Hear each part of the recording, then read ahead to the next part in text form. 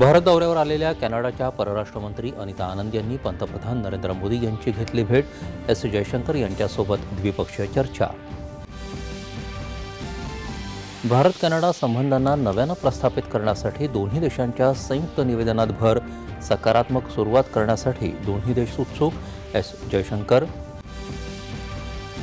बिहार निवडणुकीसाठीच्या दुसऱ्या टप्प्याची अधिसूचना जारी. 122 विधानसभा मतदारसंघांसाठी उमेदवारी अर्ज भरण्याची प्रक्रिया सुरू.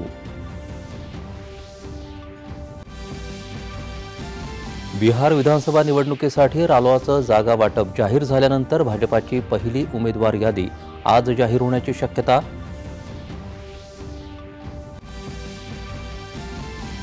शालेय विद्यार्थ्यांमध्ये नवोन्मेषाला चालना देण्यासाठी देशभरात आयोजित विकसित भारत बिल्डथॉन स्पर्धेचं केंद्रीय शिक्षण मंत्र्यांनी केलं उद्घाटन.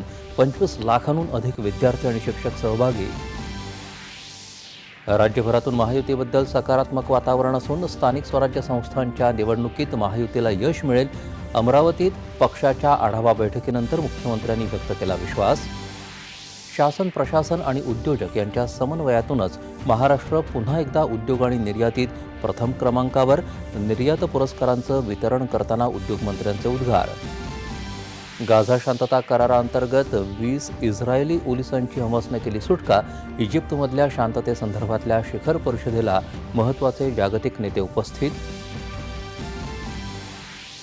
यंदाचा अर्थशास्त्रातील नोबेल पुरस्कार जोल मोकिर, फिलिप अघियॉन आणि पीटर हॉवर्ट यांना तिघांना जाहीर. IRCTC घोटाळ्याप्रकरणी लालू प्रसाद यादव, राबडी देवी आणि तेजस्वी यादव यांच्यासह 14 आरोपींविरोधात राऊस एव्हेन्यू न्यायालयाकडून आरोप निश्चित. दिल्ली इथं सुरू असलेल्या भारताविरुद्धच्या दुसऱ्या क्रिकेट कसोटीत वेस्ट इंडिजची दुसऱ्या डावात आघाडी.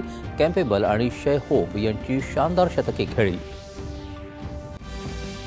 आणि राज्यात 15 ऑक्टोबरपासून वादळी पावसाचा अंदाज. शेतकऱ्यांनी काढणी केलेली पिकं पाऊस वाऱ्यापासून सुरक्षित ठेवण्याचं प्रशासनाचं आवाहन.